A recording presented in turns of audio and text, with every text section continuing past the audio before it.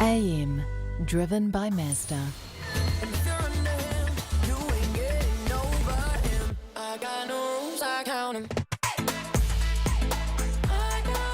17 away from 9 and you're with AM this morning. Breakups are awful no matter what. Remember this iconic split? They're not always bad. That's why I think it's time for us. Elle. Pooh Bear. Yes. I think I we do. should break up.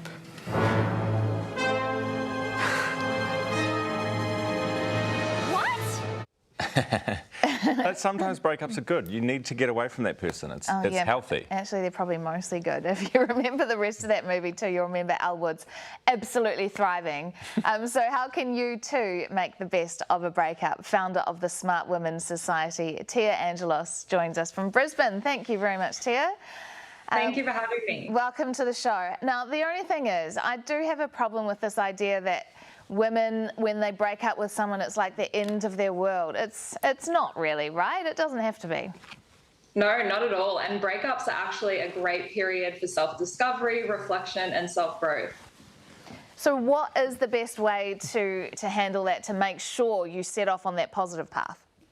Yeah, after a breakup, we have a tendency to shine a light on all the good memories, the good times, the good moments that we shared with our ex, while glossing over all those issues or problems that actually existed in the relationship. So a really great activity that you can do post-breakup is grab 2 sheets of paper. On 1 sheet of paper, make a list of all the things that did work in the relationship. And then on the other sheet of paper, make a list of all the things that didn't work. And be brutally honest with yourself.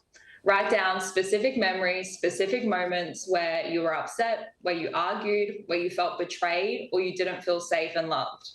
Write down all the character traits that you didn't like, or the values that your ex held that you didn't agree with. And then compare those lists. Look at the what didn't work list every single day as you guide through that healing process.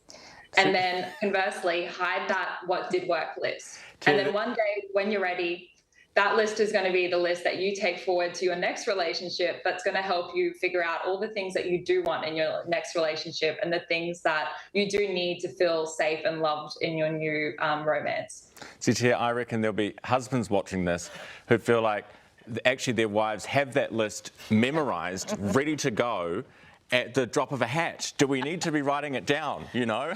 This is like instant recall. Yes. Yes, write it down. Wives are like, and there was that time last week at 2 o'clock when you did this Exactly. as well. People know that's like if you're in a relationship, you know these things. That's probably why you're going to break up. But what you're talking about is that feeling, and it doesn't matter how bad the relationship was, you always get that feeling at some point. Oh, I miss them. Oh, have I made the right decision? Yeah. You do question it, but you need to. When you make the decision to break up with somebody, you need to be sure of that decision, don't you? That's basically the gist of it.